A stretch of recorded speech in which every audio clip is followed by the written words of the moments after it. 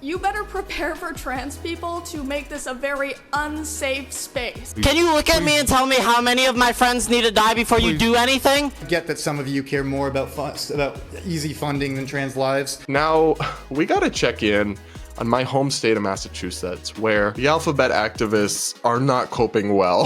They are absolutely crashing out. And I'll show you one of the craziest videos I've ever seen from Worcester. And yes, if you're not from Massachusetts, it's spelled like Worcester, but it is pronounced Worcester. It's the second biggest city in Massachusetts after Boston. This is my home turf, guys. I know what I'm talking about. Just declared itself a sanctuary state for trans people. We'll get into what that means and what it doesn't mean.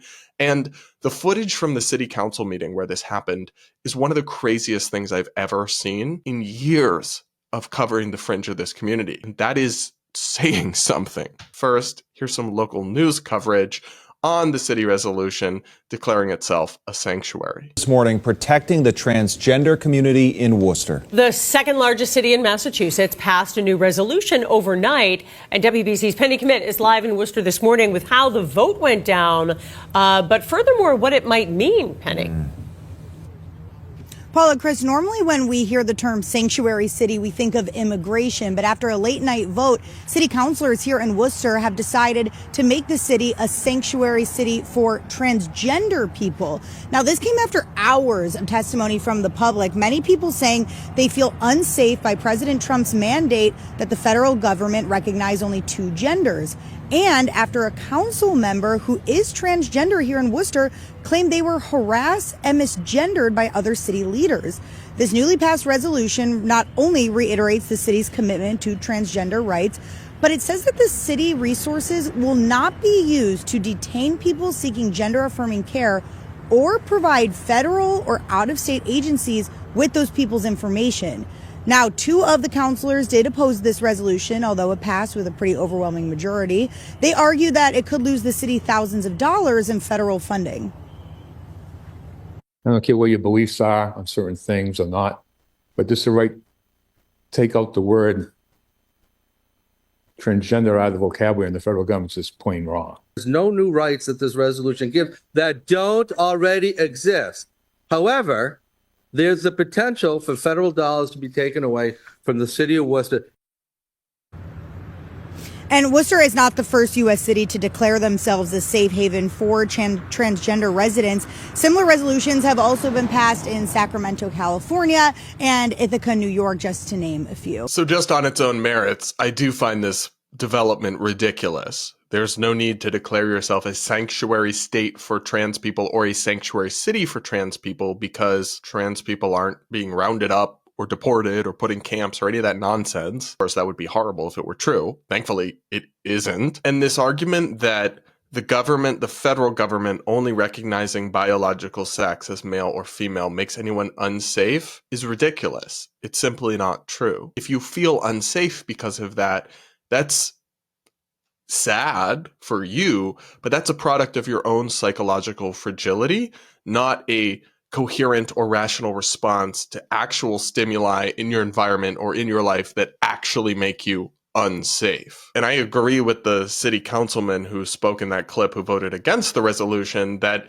it's frankly in kind of insane to risk getting federal funding cut off for your city, which would be disastrous in many ways, to basically virtue signal, to pass a resolution that achieves very little, if anything. And the only issue they seem to be clinging to here is becoming a refuge for child sex changes, which is not something I would want to be. But they did pass this resolution, and that might have something to do with them honestly being afraid of what activists would do to them if they didn't. Because we're going to look at some footage from the city council meeting where they were lobbying for the city council to make this change, and it's kind of terrifying. I need the city to protect me because the federal government won't. If you say that you're afraid of Trump and that's why you don't want the city to be a safe space for trans people, you better prepare for trans people to make this a very unsafe space. I'm shaking right now. I don't want to be here. I'm sorry, am I taking too long pleading for my life? I do not want to be here. It's my day off. I do not want to be in your DMs. I do not want to be in your email inboxes. I do not want my creativity writing diss tracks like Kendrick. I don't want to spend an hour applying glitter on my face so that you will hear and see me. Can you look at me and tell me how many of my friends need to die before you do anything? Please wrap up. Look at me! Okay, we're all done here.